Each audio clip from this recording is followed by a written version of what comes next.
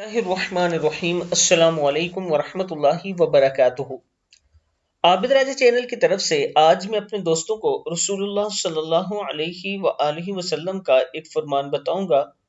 आप दोस्तों ने इस वीडियो को आगे जरूर शेयर करना है। आप सल्लल्लाहु अलैहि वआलिहि वसल्लम ने अपनी बेटी को किससे मोहब्बत करने को कहा।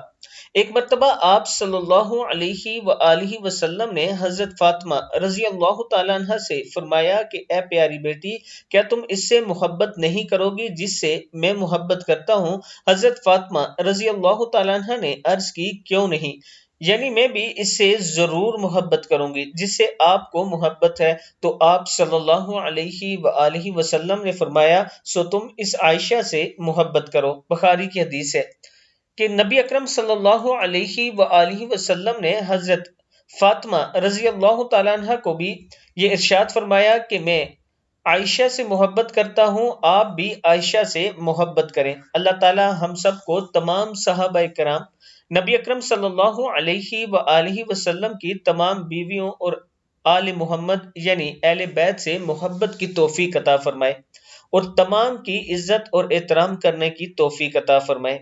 आप दोस्तों ने इस वीडियो को आगे जरूर शेयर करना है ताकि दूसरों तक पहुंच सके। अस्सलामु अलैकुम वरहमतुल्लाहि वबरकातुहू।